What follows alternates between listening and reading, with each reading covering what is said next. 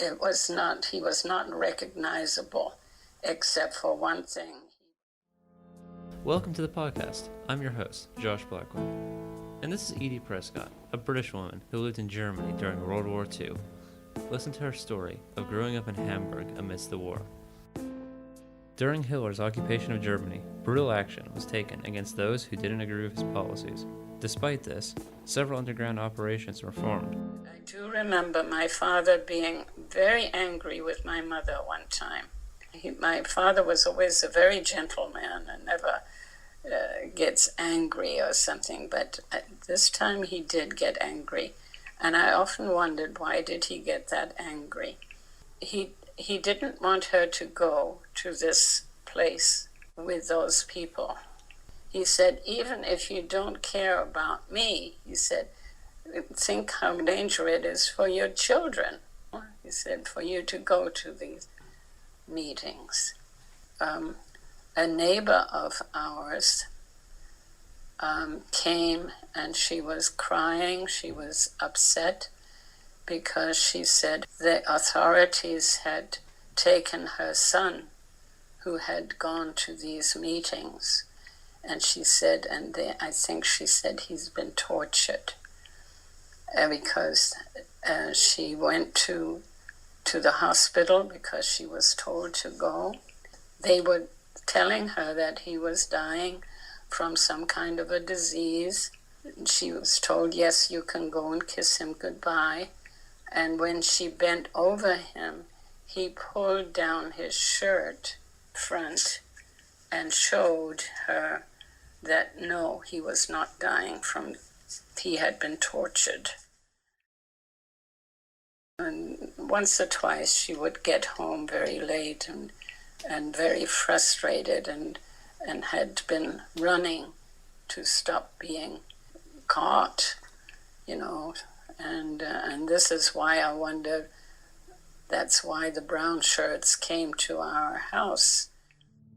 Edie, her mother, and her sister, Violet, lived in a small apartment building in Hamburg, Germany. Eventually, her mother's British heritage and involvement in anti-Nazi gatherings led to a raid on their apartment. The Brown Shirts, also known as the Gestapo, were a secret Nazi police force commonly sent to arrest traitors to the Nazi regime. And we lived in Hamburg in a big apartment building, and somebody was banging on the door saying, "Aufmachen, aufmachen," means open the door, open. My mother was there, and she told Violet, who was about 15, she said, well, you can unlock the door, but don't take the chain off the door. And she put me in her arms, and I was a toddler, so I stood there beside Violet. Now, the apartment building only has one door, and that was the one they were banging on. I don't know what happened to my mother. I never did see where she went, but she couldn't have gotten out of the apartment. So there must have been a window in the back that she went out the window, or maybe there was a fire escape. I don't know. But they did crash the door open. They came marching in. These were the Brown Shirts, and with their swastika on their arms and so on. The door opens into a hallway. To the right of the hallway was my sister's room, but prior to that there was a bathroom. And one of the Brown Shirts, he opened the door and he put his hand in there looking in the water tank and kept on saying something, he said, "Wo ist die Fahne? Wo ist die Fahne?" Which means, where is the flag? Where's the flag? The others came in and they rampaged the whole apartment. They tore everything apart. They took the mattress off the beds. And finally, they didn't find anything.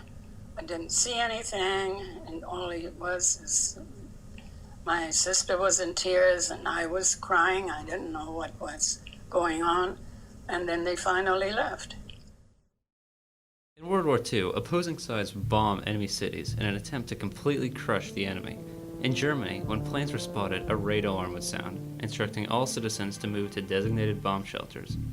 Citizens would then leave their homes and move to the nearest shelter, and there they would wait alongside dozens of other people for the raid to end. This one occasion, the last occasion that we went back to Hamburg, the bombing started again, and my mother and I, we never completely undressed, but my sister always did. She was working, she would come home and put my pajamas on type of thing, and where my mother and I never did do that, not during that time. But anyway, we made it out of the apartment building, and we were running, and my sister said, "Go, go, go." She said, I can run faster than you, so don't wait for me, go. And she was getting dressed, and we were running down the street. And I remember one looking, it was like daylight because there's so many fires burning and so many explosions everywhere. And we made it to the train station, has this big bomb shelter. Every train station had a bomb shelter. The one we were in actually did get struck by a bomb by 3 times.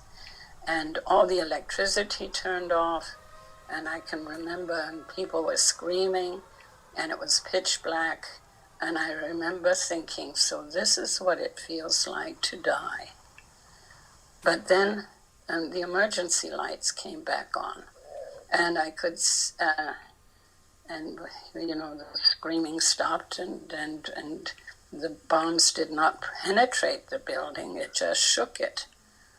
And then we did see somebody else come into the doorway. He was all black and bleeding, and my mother recognized him. He was the neighbor, and then he said, "It's all gone, all gone." And my mother said, "What? Have you seen Violet? Have you seen Violet?" And he said, "No, it's all gone." He said, "It's all gone." And of course then the all clear sounded, the bombing had stopped, and we went out. And yes, the apartment building was gone. I can remember looking and seeing where our steps were and so on, looked like a parking space. There's nothing there.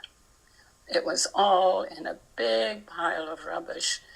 And of course now my mother was searching, and the authorities, there were the firefighters was around, and